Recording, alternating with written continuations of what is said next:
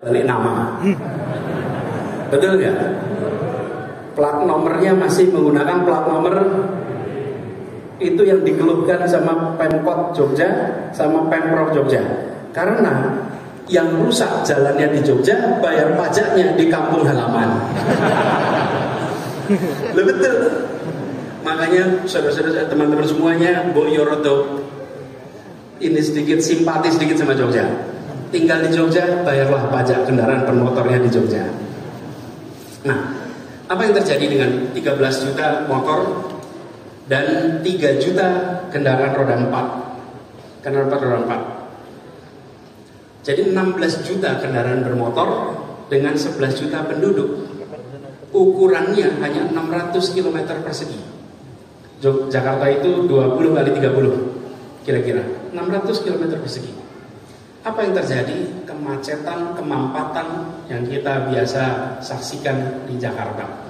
Karena itu salah satu hal pertama yang kami coba lakukan ketika di Jakarta adalah mengurangi jumlah kendaraan pribadi dan menambah jumlah kendaraan umum. Apa yang dilakukan? Kita bangun yang namanya Jaklingko. Jaklingko ini satu sistem di mana seluruh transportasi umum digabungkan menjadi satu kesatuan. Ada lebih dari 27 operator. Dan teman-teman semua, saya rapat dengan para operator kendaraan bermotor di Jakarta itu mungkin rapat paling panas yang pernah saya ikuti. Karena para pengelola kendaraan bermotor itu semuanya merasakan tekanan. Ngomongnya terus terang, Pak Gubernur, Pemprov DKI Jakarta ini tidak adil. Anda operator, tapi Anda juga regulator. Anda bikin regulasi yang menguntungkan untuk Anda, tapi merugikan untuk operator-operator. Apa operator itu? Kopaja, Komilet Jaya, apalagi Metro Mini dan sebagainya. Yang semuanya merasakan tekanan luar biasa. Jadi saya katakan kita mau selesaikan sama-sama. Ada lebih dari 25 operator. Yuk kita duduk bareng-bareng. Duduk bareng-bareng apa? Saya sampaikan, kami ingin kendaraan umum di Jakarta itu terjangkau harganya, terjangkau jaraknya, dan nyaman. Yuk duduk sama-sama. Dan terima kasih, Anda semua sudah menyelenggarakan transportasi umum di saat pemerintah belum bisa menyelesaikannya secara lengkap. Duduk bareng-bareng. Buatlah sebuah sistem namanya Jaklingko. Jaklingko itu sebuah sistem di mana kita ubah. Dulu warga, dan ini adalah kendaraan umum, mereka bertransaksi. Kami, pemerintah, bagiannya buat regulasi. Kita ubah. Operator kendaraan, kami beli jasanya. Kami akan beli jasa Anda per kilometer per hari. Jadi dihitungnya per kilometer, satu hari 90 sampai 110 kilo. Jadi kendaraan itu muter terus, nggak perlu ngetem. Karena pemerintah akan bayarnya per kilometer. Karena itu angkot-angkot di Jakarta, Metro Mini di Jakarta, Kopaja di Jakarta sekarang nggak ada yang ngetem, nggak bikin macet. Kenapa? Karena dia dibayar per kilometer. Muter terus mereka. Yang bayar siapa? Pemerintah. Warga tidak bayar per kilometer, warga bayarnya per 3 jam. Rp5.000 untuk naik kendaraan umum 3 jam. Silahkan gonta-ganti kendaraan tanpa bayar tambahan. Tanpa bayar tambahan. 5.000 gonta-ganti. Pokoknya Anda ganti apapun selama itu 3 jam. Cukup di tap. Apa yang terjadi? Warganya tenang karena tidak lagi digonta-ganti. Kita mengalami dulu kendaraan umum berhenti, mas turun mas, dek turun dek, dipindah. Pernah kan ngalamin itu? Dipindah. Lalu ngetem lama, kenapa? Nunggu penumpang, nunggu penuh baru jalan. Sekarang kosong jalan, penuh jalan. Tidak ada lagi rute gemuk, tidak ada lagi rute kurus. Semua rute dibayar sama. Dan apa yang terjadi? Hari ini kalau Bapak Ibu teman-teman semua datang ke Jakarta, coba cari, masih ketemu nggak Metro Mini yang pro yang wajahnya udur itu? Sudah nggak ada Metro Mini udur, Kopaja udur, tidak ada. Kemana mereka semua? Mereka hilang. Kenapa hilang? Karena pemilik-pemiliknya bisa mendapatkan kredit untuk membeli yang baru karena mereka punya kontrak dengan pemerintah untuk dilayani secara bertahun-tahun, dan sehingga mereka ganti tanpa sakit hati. Tidak ada Metro Mini Kopaja yang digusur, dan tidak ada drama. Nggak ada drama, semua selesai tanpa drama.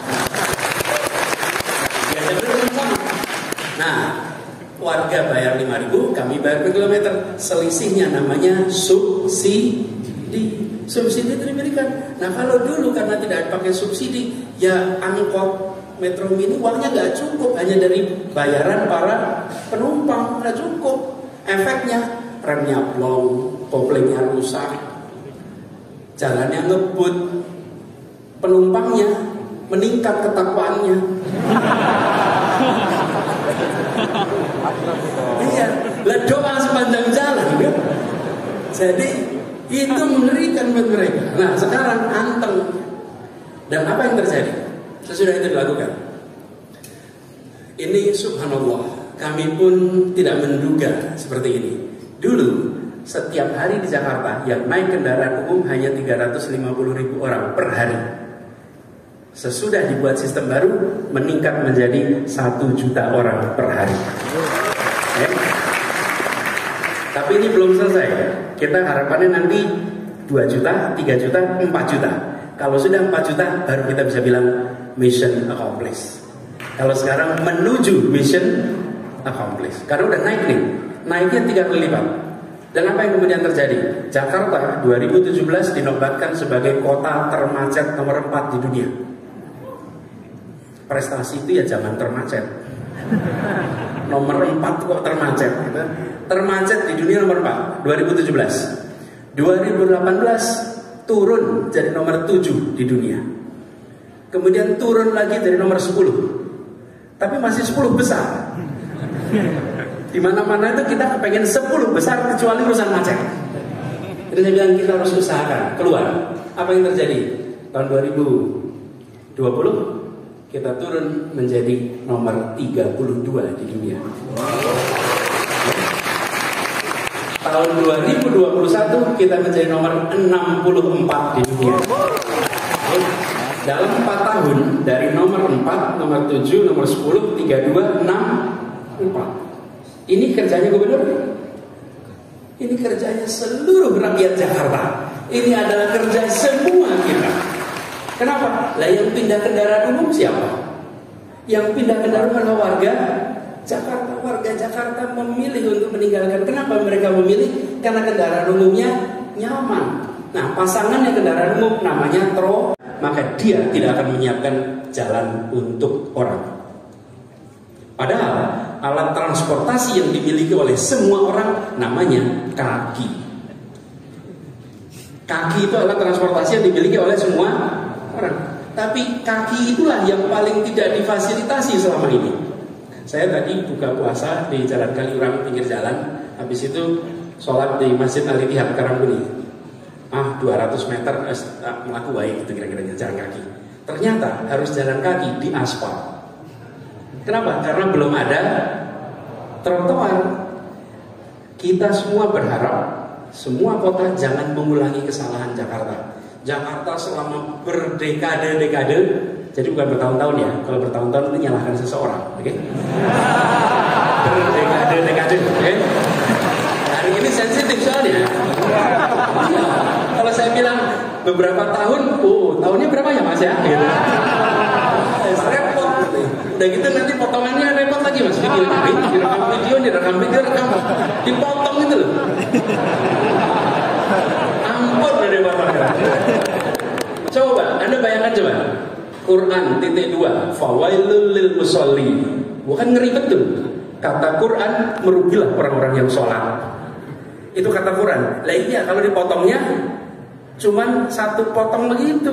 Nah kalau saya ngomong itu seringkali ada yang waktunya senggang menyempatkan untuk memotong gitu. Tadi sampai mana? Dekade.